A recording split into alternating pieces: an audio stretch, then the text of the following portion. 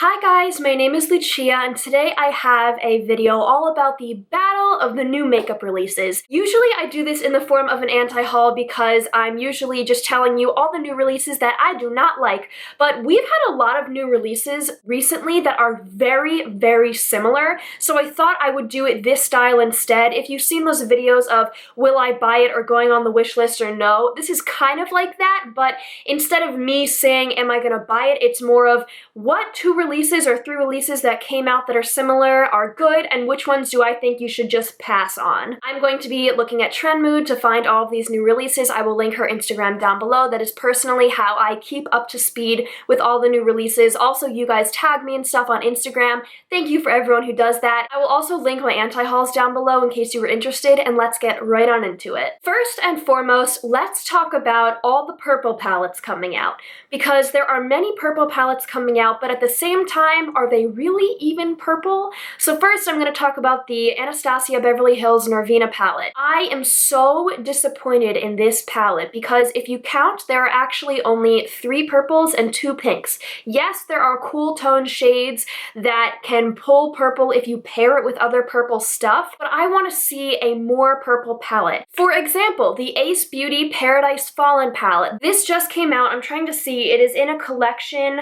I'm not sure what the collection is called of their 4 shadows, but they came out with these 4 palettes. It is a purple one, a pinky one, a more earthy one, and then a rainbow palette. And this purple palette is really killing it. Now it still has some browns and grays, but the whole bottom row is just purple. The only thing I don't love about this is that all the shadows look a bit dark, and I'm more of a light purple look. If you saw the look I wore in my last video, it was a Make Up Your Mind video, and I like to go for those kind of purples, but still, I'm so happy to be seeing this palette and also to be seeing that people are talking about it and other people are super excited. I love to see the color stories. Even the classical Paradise palette that they have, even though it's more of a warm tone palette that we are used to seeing, it still has some earthy tones. It has a green, a yellow, a bright yellow. I actually think this one is pretty unique, and I don't usually think that about neutral to warm tones, but if you look, there is only one orange and one brown that I think would be a really nice crease shade,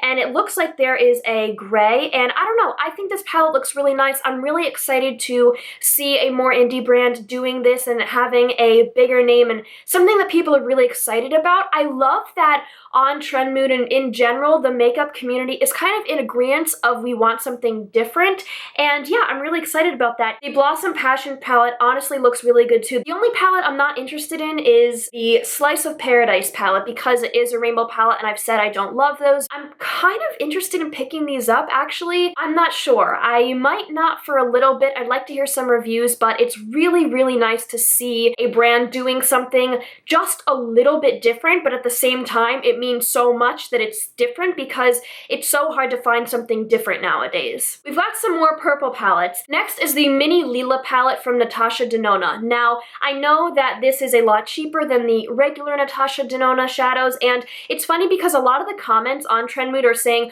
what is happening? Why is everyone coming out with purple stuff? And it's kind of true. People are making jokes about the whole makeup industry sitting in a conference room and deciding what is next, but these trends really do happen all at once. I think that this looks nice. I wish that it was all purple. There's a brown and what looks like a goldish color, and I wouldn't buy this just because I don't want to have 2 colors that aren't purple. If I'm buying this, I'm going all in, but I don't dislike it as much as the Norvina palette. At least this has a story and, you know, the brown can be there for transition. Now, obviously, it's not going to be a transition on all skin tones, but on my skin tone, it would be. Let's talk about the Too Faced Circa 2018 birthday palette. This is their birthday palette for their 20 years. Hey guys, I wanted to come on here and add to what I'm about to say because I actually didn't realize just the intent of this palette when I was filming this. I had just seen it on Trendmood, and if you look closely, it actually has the original shades from this original palette that was out in 1998, and then the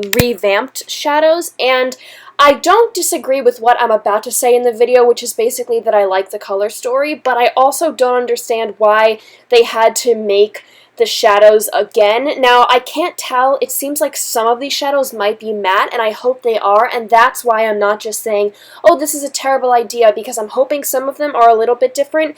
But if they are all just shimmery, that is not an interesting palette at all. But yes, I just wanted to say that I didn't realize that it was a remake of a palette they originally had, so now you can hear my other thoughts on the palette. I actually think this looks pretty different. This is mainly cool tones, and you have a lot of purples as well as some earthy tones. I would be interested to see how the formula is. Now, I'm not saying I'm going to pick this up. I do think that it's different, and I'm glad that Too Faced is doing something different. I like the glam. I like the packaging. It looks like it's going to be very, very big. So I want to hear other people's thoughts. What do you think of this? I am interested to see what you guys think and interested to see the reviews, because especially with their limited edition stuff, Too Faced is known for not having good formulas or consistent formulas. That's what holds me back, and also I don't like the Too Faced eyeshadow formulas, but in terms of color story, I'm kind of feeling this. The next palette is really exciting, and this reminds me of the things I've talked about already, but to the next level.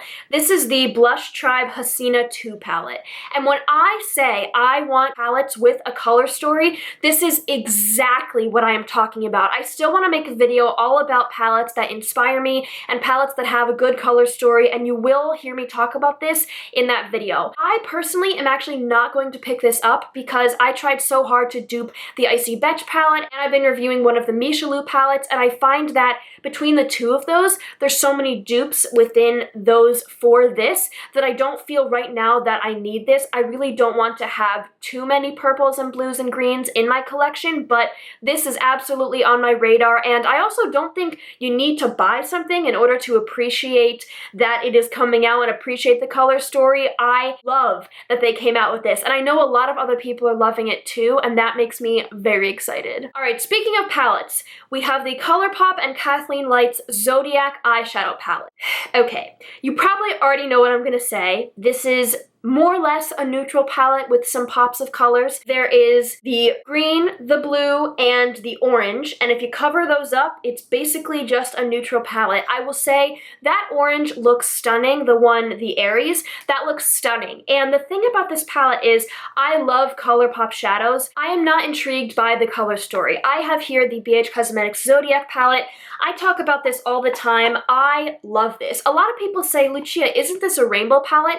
I don't see this as a rainbow palette. When I think of rainbow palettes, I think of the Electric palette from Urban Decay, very neon. This is very galaxy, and everything is either earthy or these galaxy tones here. It's a very, very different toned palette than anything I've ever tried, and I think BH Cosmetics did so well with this. I know some people say that they don't like that the colors, they don't match up with the colors of the star signs.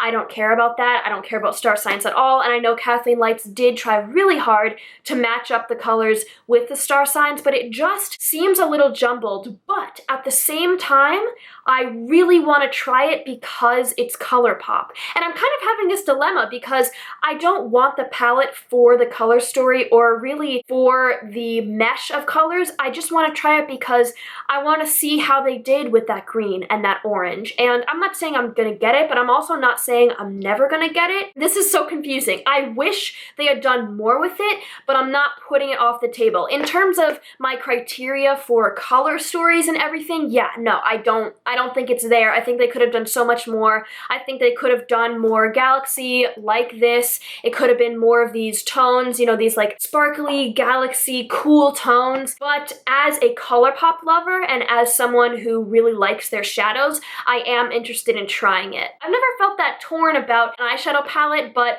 let me know what you guys think of this. I asked on Twitter and there were very polarizing answers. Some people said it's the same as every other palette, but with two blues, and some people said, I want this. So let me know what you think. Speaking of the Zodiac palette, while we're on that subject, Trendmoon posted something 3 days ago of a story from BH Cosmetics that said, stay tuned. Remember when we asked if you would like to see the Zodiac palette get a little sister? They are telling us that they are coming out with a sister palette to this. I'm so excited, and I really hope they don't mess it up. What do you guys think it is? If it is something like mermaids, then I think everyone's going to be really, really disappointed. disappointed, but maybe if they could do a sunset palette with this kind of theme, but it has a lot of, I don't know, yellows and pinks, or maybe if they did an earth palette, like this is the galaxy one and now they have the earth one. I don't know. I really, really, really want it to be good, but also I was disappointed with the festival palette. My expectations aren't high, but my hopes are. So let me know what you guys think it will be. As I'm editing this, I realized there's a totally other way you could interpret what they're saying, so I didn't really think about it as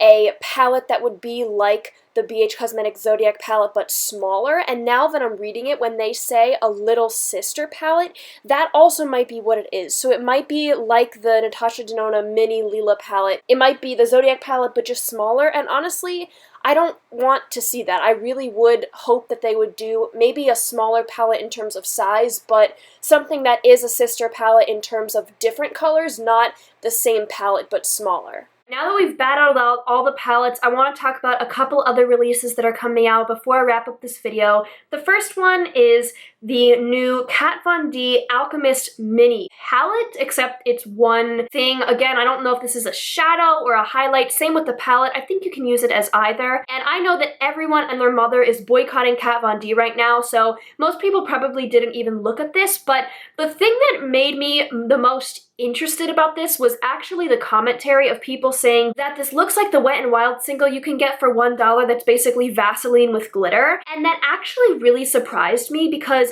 I think this is really pretty. Upon first swatch, the swatch that I'm looking at looks really pretty. Now, I don't know if this is just going to be something that's chunky glitter. I wouldn't wear this, you know, every day as a highlight, but it looks like the type of thing that for costume makeup or if you want something really crazy, I'm actually interested in this, and I definitely want to see swatches and reviews when it comes out of people who do want it and people who are not really, really frustrated with her brand. I've said before on my channel, I'm not going to get into the Kat Von D drama, but yeah, let me know what you guys think, because I feel like if there wasn't so much controversy, maybe people would feel differently. But also, it's kind of hard to tell on that swatch if it is just chunky glitter or if it is going to be this cool kind of avant-garde makeup style. I thought we could end with two really boring palettes from KKW Beauty and Kylie Jenner. So first we'll do KKW Beauty. This is their summer collection. I cannot find the name of it, but how is this interesting? I don't see the packaging, like the top of the palette. I only see the inside, but this is probably the most boring palette I've ever looked at, and it's a new release, and I just don't understand how this is interesting. And to battle it with Kylie Jenner's palette, when I first clicked on this and I saw the front and I see that there are bananas and it's orange and yellow, I thought, oh my gosh, what if this is like a lemonade palette but it's banana instead? And then I swiped and it is a boring brown neutral. What? I mean, I'll give it to them that it's not just an orange modern renaissance palette again, but couldn't you have gone with the theme of the packaging? Like, wouldn't that at least make sense? It doesn't look warm or cool, it's just a neutral palette. And the swatches look really boring. I don't get this one at all. I don't get how this is creative. I don't get who's buying this, who doesn't already have either one of these palettes. So that battle they both lose. I don't know why either of those things came out. Before I go, I do have two quick Octoly reviews for you. They are both from YSL Beauty. The first is the